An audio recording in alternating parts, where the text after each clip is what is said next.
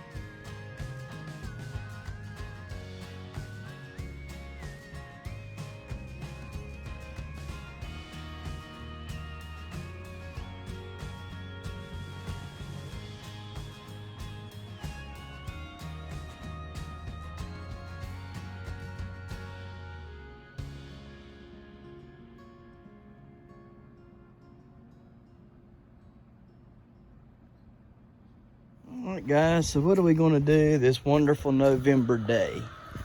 Well, today I plan to go on ahead and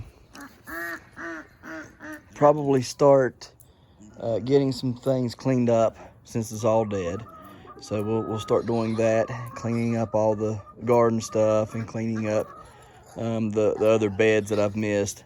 But I also would like to try to get my greenhouse accomplished, and I also got to put some steps in that I never did put in over here at the gate, so that we could walk up and down that without it being so slick. And I've waited so stinking long, now it's cold. So I probably should do that. I probably should make some steps, whether it's out of center blocks or something, and then get on the rest of it. But for right now, what we're going to do is we're going to feed these animals. So let's get to it.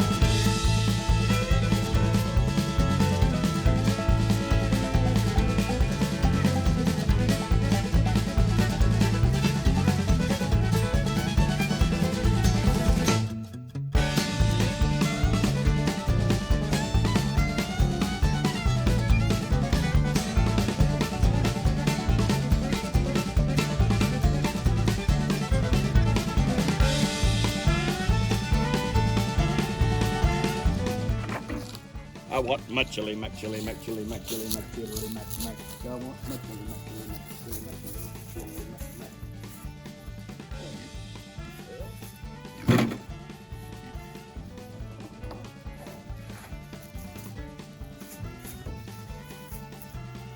Be back, boys. You gotta get that squared away for you, don't you?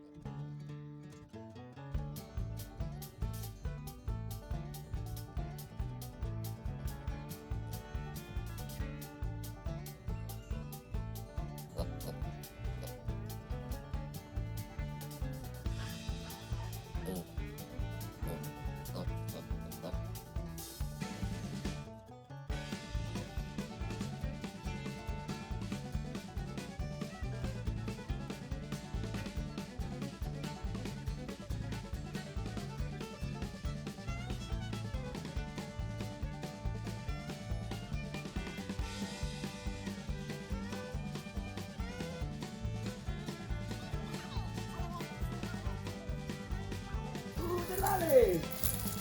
Good lolly, lolly, golly, what a day. Oh man, ain't that like reminiscing on some old stuff, right?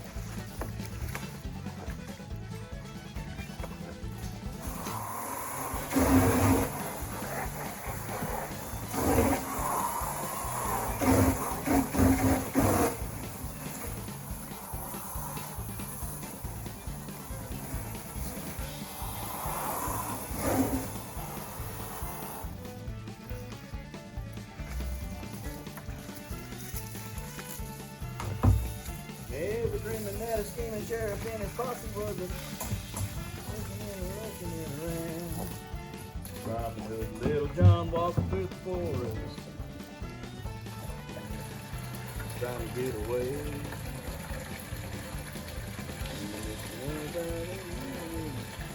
Oodle lolly, golly, what a day. Oodle lolly, golly, what a day.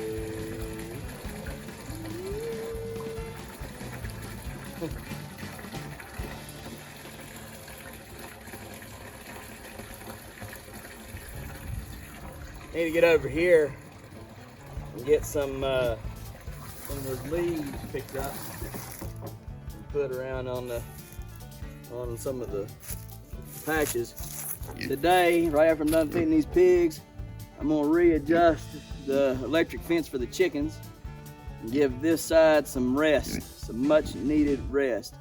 And then I'm going to come down this way with it and let them have all of this down in here to kick around and do all that they wish to do. Yeah, it's gonna be fun, but we're gonna get it done. So they can clean up all this mess, all the leaves, all the vines, they can scratch, they can eat, they can, whatever they need to do. So, anyhow, let's feed some of these eggs that I got from, we forgot to get them out of the building. They've been in there for several weeks. Give them to the piggies here. There you go, Chili.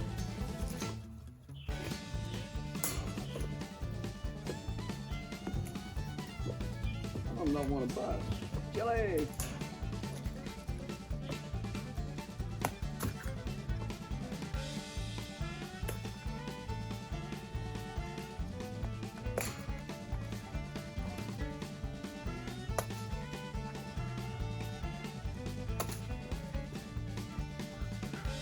Chili!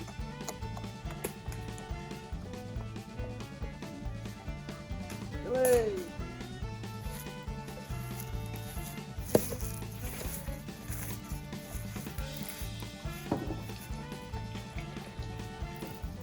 What happened to my water? Huh. I ain't got no water coming out of there. We got an issue now. I'm gonna have to try to figure that out. Okay, for some reason the breaker kicked.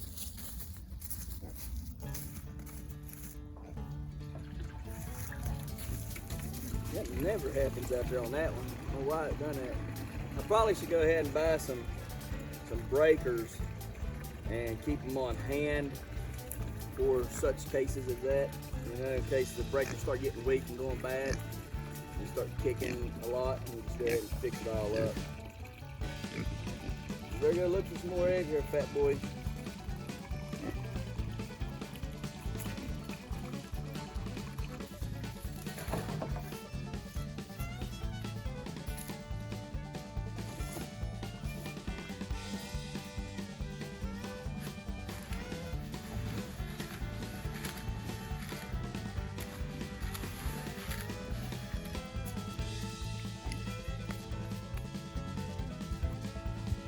Yeah, ain't nothing in there, is there? Huh? Yeah, ain't nothing in there. Better go find some food somewhere. Oh, go find it. Better go find your food. Better go find your food, there, big boy. There's an egg. There's an egg. Better get your egg. Better get your egg.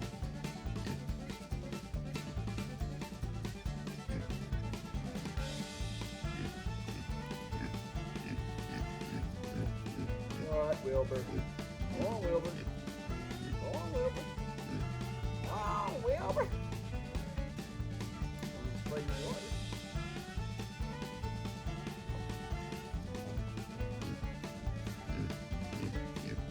Oh, Wilbur. Oh,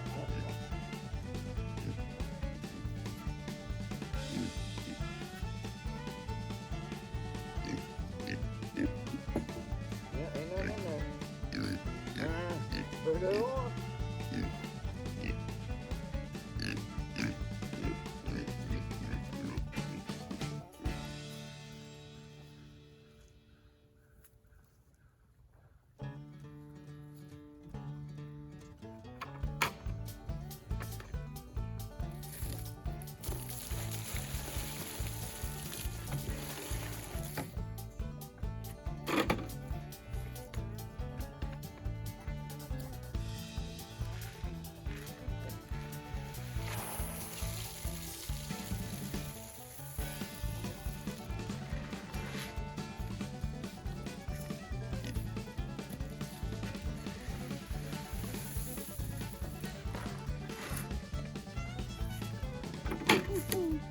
Gotta trick them.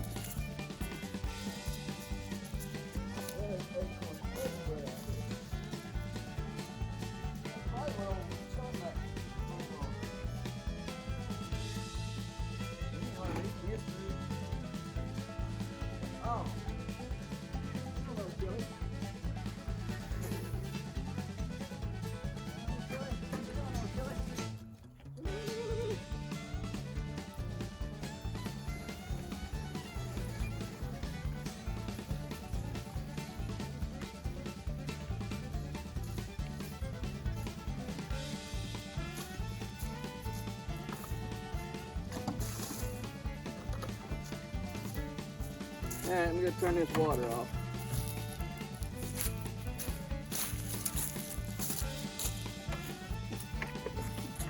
Okay guys, so we're gonna start on this side and work our way down this way with that netting. So yeah, and then this over here, so that's some of the wood that I keep on hand for certain things. It's usually, most of it's just old rough cut, and I got all the round posts that I used for the fencing this year over there, and got the trampoline, extra trampoline pieces that I used to build my greenhouse and stuff. So I got to clean up all that stuff and find somewhere to put it at, so I can put my watermelon beds back in here on this back here. That's where I want to keep my watermelon beds at. At least I think that's where I want them at. I mean, it's going to get shade for a while, but don't really know where else to put them. Only other place to put them would be, I mean, there's really no good place to put them. But it would, you know, outside of putting them right there, a couple watermelon beds there, the only other place I could get them would be like over in there somewhere, you know, where they get more sunlight, more, you know, so almost all day from early morning all the way through the evening, they would get sunlight there. So I'm just trying to figure out what to do, where to put the beds at and everything, so I can start building those. But first step, getting all this chicken wire or chicken netting and stuff cleaned up, and get this area kind of cleaned up so I can move the net and get the chickens off of that, so they can come down here and till it all up down in this section here where my plants were this year. So let's get to it.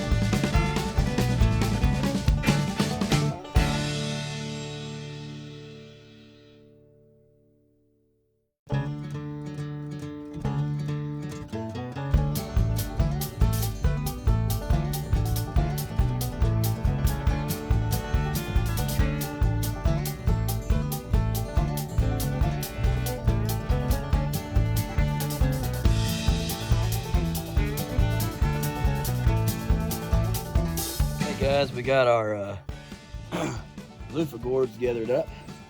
Let's give them a count here. See how many we got. 1, 2, 3, 4, 5, 6, 7, 8,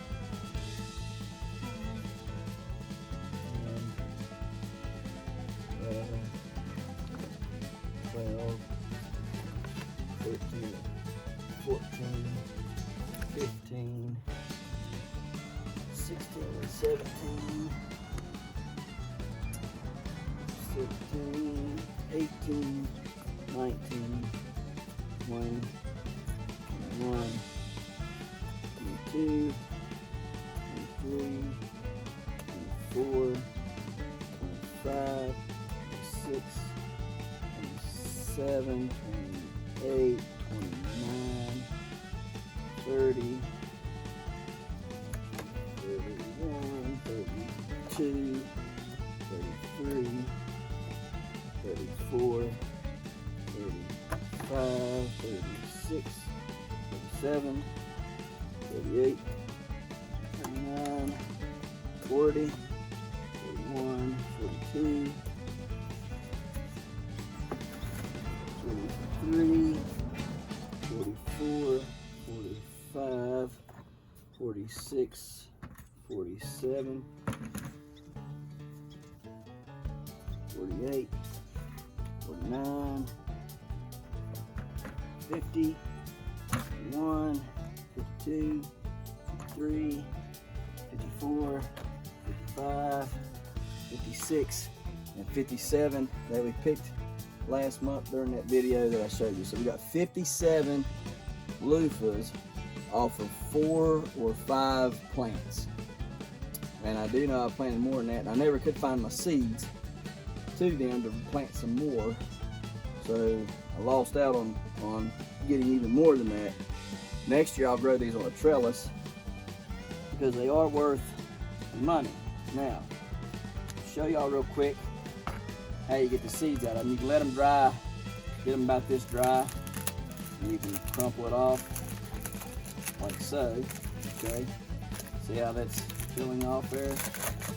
And it'll rip all the way down to the end there, just like that. It's brittle just like any other gourd, right? However, I don't like this because it leaves them brown looking, it stains them, and it turns icky. I don't like that. So what I would recommend is get a knife. See how it's just nasty looking. Just don't even look right. So I would recommend getting a knife, or you can use your fingers. Okay, and just splitting them like so. Don't let them turn colors. You know, this is a fine enough. Let them turn yellowish green, whatever you want to call this, puke green. Okay, and then open it up like so. All right, and peel it all off. That would be a lot better. See how white it is, and it'll keep that color. It'll stay white looking instead of getting that nasty, funky, brownish black color, which nobody wants to buy then. All right, and this right here is perfect. And then they'll finish drying just like this. Okay, and then go ahead and dump your seeds out of it like so. Okay, just beat and bang, and they'll come out. Tons and tons and tons and tons and tons of seeds. And then as it dries up, more seeds will come out of it too. Okay? But I'm gonna finish doing this to all these, getting all the seeds out of them, getting them, you know, or trying to get the majority of them out. There'll be seeds left in there, and we'll just get them out at a later date. You know, as they dry, we can get the rest of them out. But you can see that right there. I think there's only one left in here. And that's probably over 100 seeds right there, just out of one. Now there's 2, 3, 4, 5. There's 5 of them left up in there. We'll just leave them like that though. We'll leave them in there. But look how many seeds I got just off of that one loofah.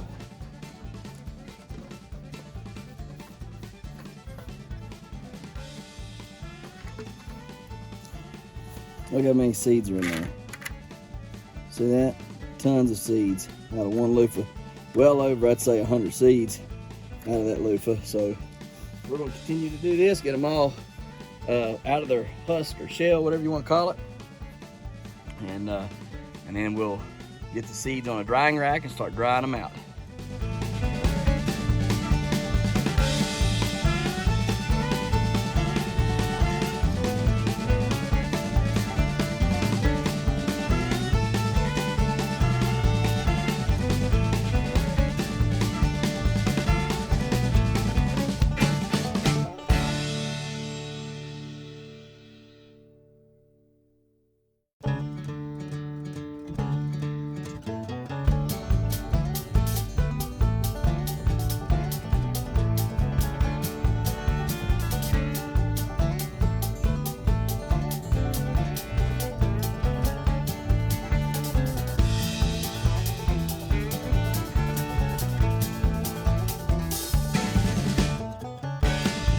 See if we got this thing figured out now. I'm gonna have to adjust it, I know. Let's just see if we got it. Got to where we can at least attempt to put them in a gear. All right.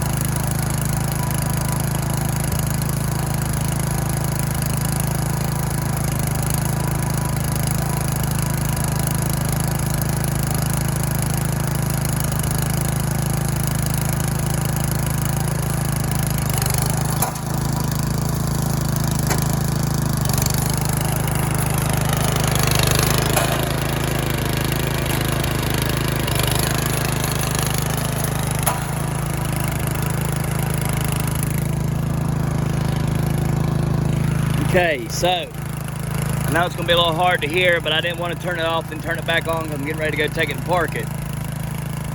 It takes a 59-inch belt.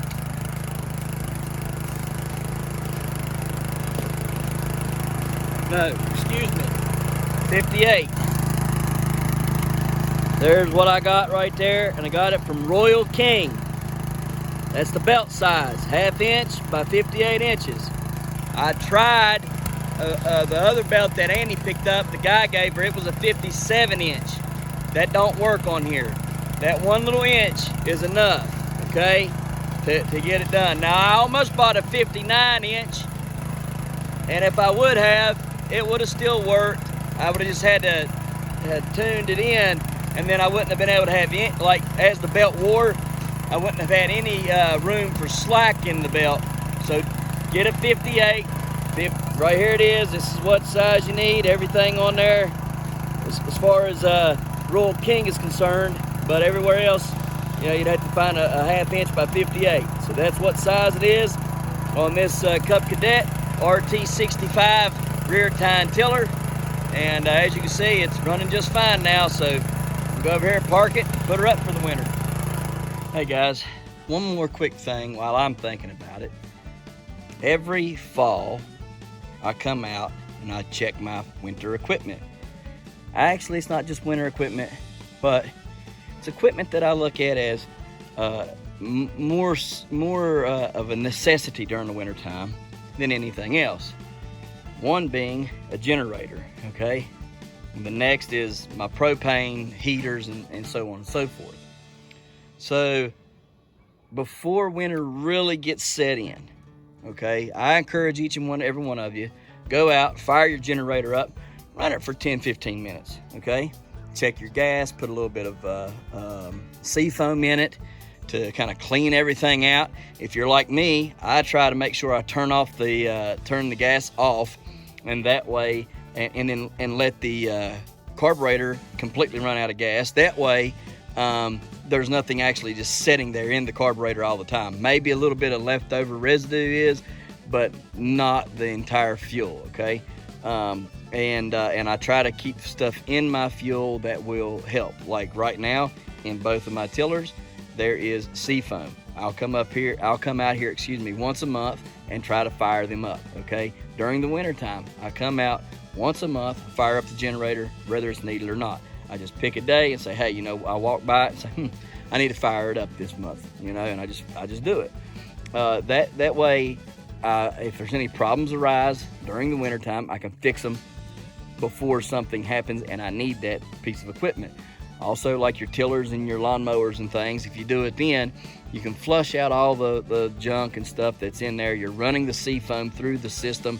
It's cleaning up that carburetor some and allowing you to keep it fresh and cleaned up. That way in springtime, when you go to use your lawnmower or your tillers, you're already cleaned, you're ready to go. You know you don't have any issues going on, and you can just fire it up that day. You say, hey, you picked a day to cut grass, you can fire it up and cut the grass. Or you pick a day to till, you fire up and you go till. Whereas if you don't know and you go to fire it up that day, then you're left with fixing it or trying to figure out what's wrong with it that day and working on it all that day or half of the day, wasting time that you could have spent doing that chore, whether it's cutting the grass or tilling, okay? But if you do it all winter long, you keep it clean and fresh, or you find out what's wrong with it before you're ready to cut grass and till, okay? And then you can fix it accordingly on a day that you're not going to use it, okay? That way you're not wasting time or getting behind. And some of you, you know, where you work such a busy schedule, you'll pick that day out and then you end up having to fix that piece of equipment, and then it might be another week or two before you finally get a day to do the chore that you meant to do. So it just kind of helps you out in the long run, keeping your equipment functioning and running, and just keep an eye on it, you know? None of us would let a vehicle sit in the yard and not fire it up, right? If we didn't go nowhere for a week, okay, we're going to go out there and we're going to fire that vehicle up at least once during the week, you know? Even if it just to go, you know, to the post office and grab some mail or, you know, whatever, we're going to fire something up, okay? We're not just going to leave it set. So we shouldn't leave our spring equipment, summer equipment, or our year-round equipment that just doesn't get that much use, like a generator. We shouldn't leave those things just to sit and then take a chance on it supposedly running because it ran the last time we used it, okay? Because equipment's prone to failure. Equipment's prone to just give up on us at any time, whether we've used it or we've not, and that's just how it is. If you're like me and you ain't got a whole lot of room inside your buildings to keep this stuff, which I do need to keep it in there, it's just a hassle. In fact, I may end up moving the 2 tillers down there to the lean-to that I built down there beside the pigs and keep them under there, because it'll be dry under there the entire winter. But anyhow, like I say, if you're like me and you have to keep this stuff out here and covered with this is thick rubber that I keep it covered with, there's still a chance that you're going to get something wrong with it and everything. So just keep an eye on it, keep it checked. Check it now before it gets into winter time and you get a power outage and then you need it and you ain't got it, and there you are with your kids or your wife or just yourself, and you're cold and you can't get warm because you ain't got no way to produce power to get some kind of a heat going on. Okay. Also, like I said, you might want to check your propane tanks. Make sure your propane tanks are filled. Make sure that they're operating and functioning. Make sure that your check valves and all that stuff is properly functioning as well, that it's not going to be leaking or any of that stuff. Just keep an eye on all that and make sure everything's good and you got good hose and regulators and all that stuff that's essential to using a propane burner. Okay, whether you're going to cook with it during a power outage or you're going to heat with it during the power outage, just make sure that you got it what you need, that everything's in proper working order and is not going to fail on you while you're using it, because that would be a tragedy. Your regulator go out or your hose start leaking, and while you've got this thing inside trying to warm yourself or warm your family or cook for yourself or family, and then your line, God forbid, have a hole in it or something like that, and there it is.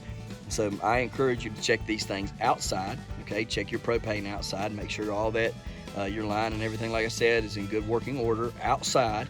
Okay, and that way you can use it. And before you go to use it, if you do have a power outage and you go to use it, before you go to use it, test it outside right before you go to use it. Before you bring any kind of propane into the house at all, always make sure that you check it before you bring it into the house. Okay, so check it now and then check it again before you bring it in the house. And if like you can see this propane right here, that's a propane cooker, but at the same time I use it to heat up the inside.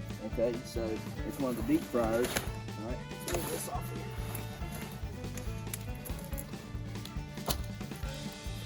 One of the deep fryers. Okay, but I still use it. I use it to heat inside as well. Okay, and if I need to cook, I cook on it. All right, but it's all inside. I do have other propane heaters. They're more like the porch heaters and stuff that have the big shield on top and everything. And I got a big old Mr. Buddy heater, and I've got some other kind of like a torpedo heater that uses propane. So there's several options of propane heaters that I got, and I hook up to each and every one of them. I check each and every one of them, make sure they're going to be operational. If they're not, I try to fix them best I can, or order the parts so I can fix them. And I always make sure and check those lines. Check those lines and check those regulators. I also keep a spare hose and regulator on hand. That way, in case something happens and I do have a hole and I can't get out to go to the store and buy one, I've got one on hand already, and there it is. It's very good for you guys to try to keep things on hand that are prone to going bad or could go bad in an emergency situation. And here's the thing. I've come to find out early on in life that Occam's razor or whatever it's called, okay, anything that can happen will happen. All right, and it always is whenever times are bad, okay, like when you are at your absolute bottom, that like if we had a snowstorm, and something wasn't working properly, it would be that the power would go out and I would have no way to get out. It would literally be a state of emergency. It would be my luck, just the way it runs. And like my hose would go bad or my generator wouldn't want to fire up. So that's why I'm telling you, keep spare parts on hand as much as possible. Try to think ahead as much as possible. We're all prone to failing, thinking ahead, and like, oh crap, I should have had that. Okay, because none of us are perfect. But if you think of it and you think, man, I probably should get that, then you probably should get that. Okay, and I know I'm rambling on, but these are important things that I'm trying to to convey to you, because I've found myself in these bad predicaments, and was like, man, I knew I should have had that, or I knew I should have bought that, or I knew I should have checked on that, and I didn't. And then I needed it and I didn't get it, or didn't have it. You know, I try to abide by that rule. I'd rather have it and not need it than need it and not have it, because like I said, I found myself in many predicaments in many ways, and I thought, man, I knew I should have got that, or I knew I should have had that, or I knew I should have carried that, and I didn't. And because I didn't, now here I am trying to figure out how in the world I'm going to get myself out of this predicament. All right, guys, so we're going to fire this up. We're going to check on that propane. We're going to check the line and everything. We're going to make sure everything's running and functioning properly, and then we're going to go on to the next.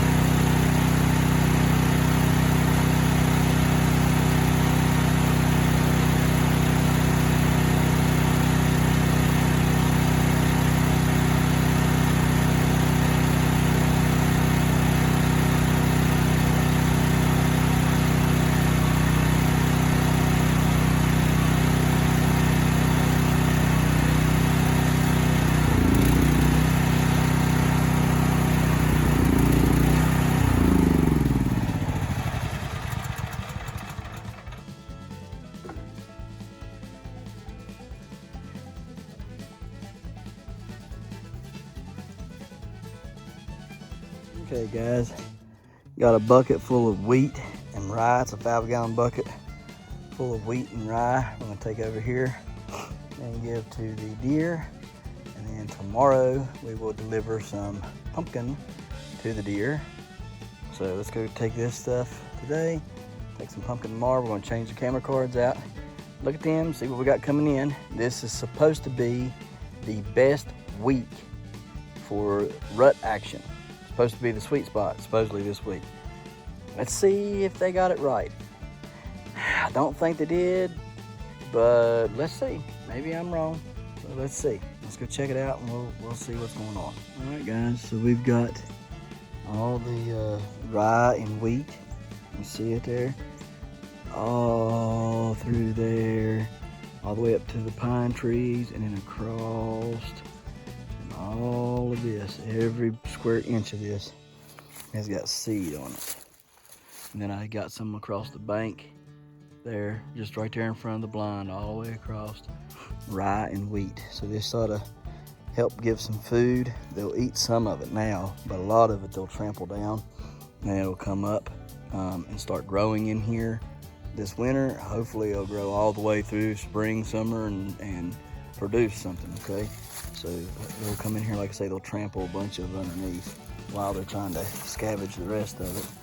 But there's a bunch of it we dumped out everywhere, and we got more if we need it, and we can buy more if we want to. So we'll see what they do with this. We'll see if they like it or not, and see how much they are attracted to it. Really, what I want to do is just get the wheat and the rye to grow up and overtake the weed, that tall weed stuff that's in here. Get it to overtake that and grow and just kill that stuff out and kill out the greenbriers. That way the deer have good food source during spring and summertime as well, and we ain't got to worry about this other crap coming up every year, which is the greenbrier and the whatever weed this stuff is here. It's just a nasty old weed. So hopefully that stuff will come up and grow and provide food and cover for the young, and just good hunting spot. Help keep the weed suppression and the greenbriers suppressed.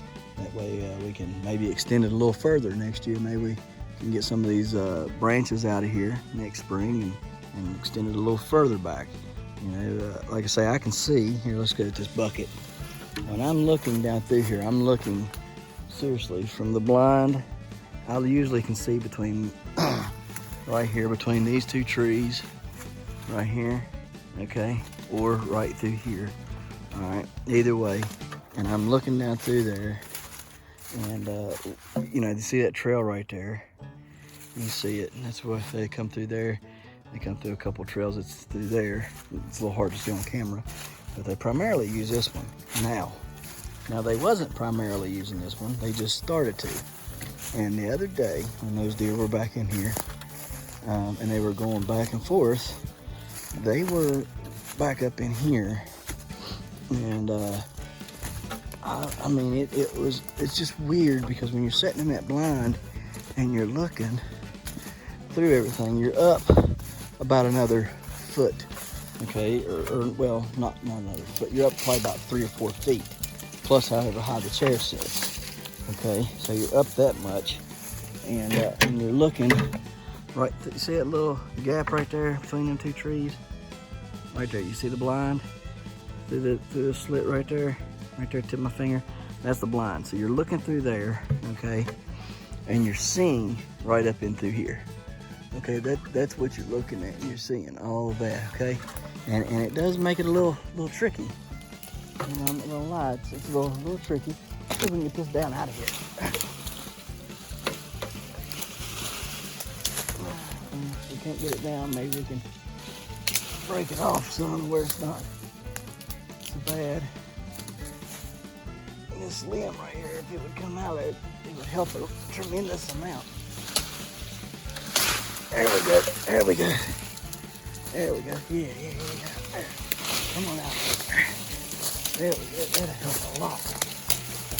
Because that limb was leaving stuff to hang. It was making it hard to see through there. All right, so now that's out of the way. Cool beans. All right, now back to what I was saying. Just clear it off the pad. Oh yeah, that's much better. See, them limbs was hanging down the way. But what we're looking at, we're seeing it from that blind through that little gap that I showed you just a second ago between them pine trees. We're seeing them right in here. And they're right there from that tree that grows like that at the tip of my finger. That right there to here is what you can see them. Okay, and they're back and forth, back and forth, back and forth, back and forth. And I'll show you some trails over there in just a second, but that's where they're coming from and going to. Okay, they're usually. And then they come over here on this side and they ride all of this down on this side and then go back over. Well, now they're starting to come and they jump over this trail right here, the creek, and then they follow this trail now. I think they done got so used to everything being the way it is, that that's how they're coming. And it helps some because you can kind of see everything, but in another way, it's kind of hurting because there's not a clear path, right? And when you know that they're coming from one way as opposed to another. Man, these trees, if we just had these trees down there, it would help some too.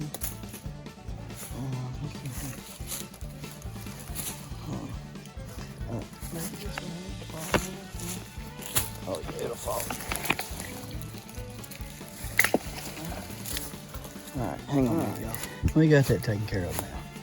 So we got this stump moved out of the way. If you recall, there was a really big stump there just a minute ago.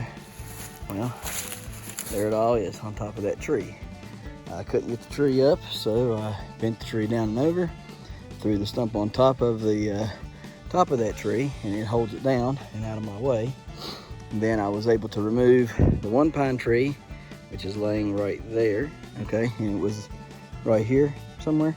I pulled it out that way and laid it right there. Then this one right here that I was pushing on, it was right here, and I pulled it this way till it broke in half. There were 3 pieces. That piece right there, where my finger's at, that piece right there, and then the top, which is over there. And we got that out of the way. Everything's out of the way. Now there's a pretty good clear path through here, okay, to see what is going on back here in the woods when I need to. Whenever something's coming through the woods. I can see straight through there. See there's my little hole. And that's just for looking. It's not for shooting through, so nobody be like, you aren't gonna shoot through there, are you? Because no, I'm not shooting through there. That would be ridiculous. But it is a good way to look through there. Now there's nothing obstructing down through there my view, okay? And I can see perfect down through here now. Now there's nothing in my way. Nothing in the way. And if there is, I can remove it again, right? So there might be a couple limbs right through here that I need to move, but hey, that's all right. Anyhow, what it is they start crossing up in here, okay? And you can't hardly, yeah, see here, this right here, I can see through here too. All right, that's much better too. Let's snap these down as well. Okay, there's one. There's 2. Move that pine tree limb right there. And then, see there's the blind right through there. So I need to get in here and get this cleaned up as well. So I can see through there a little bit better as well. And just kind of get that cleaned off so I can see straight through there. Wouldn't that be great? That way. Now, if I had a good clean hole right through there, now I could shoot through that. Absolutely, I could shoot through there. So we're gonna have to bring some stuff over here and clip all this out and saw it up, get it out of the way, because I could shoot through there over into here. So anyhow, that's another time. But at least I can see a little bit better. It's all cleaned up. Like I was saying, these deer, what they'll do is they set up in here for some reason. I've not found out why yet, but they eat over in here, and they just, like all morning that morning, they just kept on hanging out right here. And you can see the trail, it's heavily used. See that trail? Right through there, goes down to the creek and over. Heavily used. One of them went over there and then walked down. The rest of them came this way and then jumped over the creek and walked down through there. And you can see the blind right back through there. All right, so if I did have that cleared out, I could make a really good shot through there to right here. And that would be perfect. So with a rifle. So that would be great. I think I'll clear that out before season comes. And I might even put a little something or another back in here, like some mock scrapes or something, for them to check, for the bucks to check. For when buck season comes in, and they can come up here and without going into there where the corn is, they can come in here, check out the mock scrape, and while they're checking it out, I can put one to them. And they wouldn't be leery of worrying about it because it wouldn't be up there by the food. Because here's the thing, big bucks don't like to go into where food is at during daylight hours, okay? Because if they do, there's a chance of them getting, I think they know, hey, there's food here from a human, I could get shot. So they hang out till late. A lot of times you're either going to shoot those bucks if you got a food pile out, you're either going to shoot them right at daylight as they're getting ready to leave that food. That's if you don't bump them out on the way in. or you're going to shoot them right at dark, okay, and may not have enough light by the time they come in all the way, okay. Whereas if you were to stay back here that far away from your stand or your blind, and you was to put a mock scrape down and everything, and a licking branch, you would have a much better chance of wearing one of them rascals out, especially during rifle season, okay. So because they wouldn't have to go all the way into where your food is or where your stand is.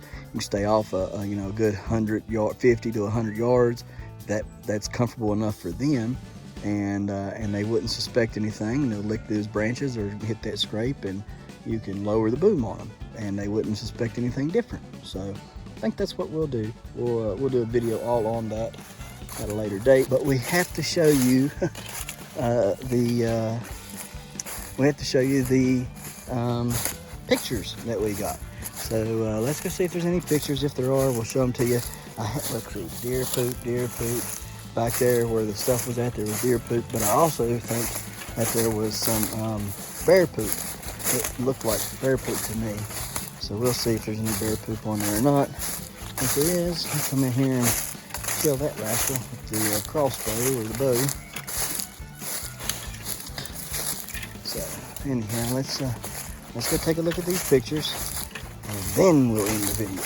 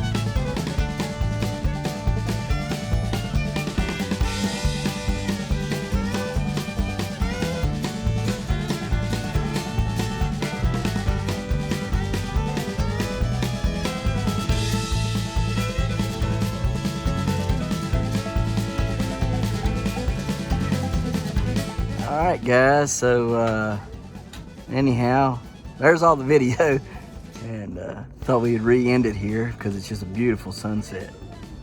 Look at that, is that not just gorgeous? Them stinking coons was crazy looking, wasn't they? Them deer. Check that out through there, is that not beautiful? You did a good job letting Daddy know, Kira.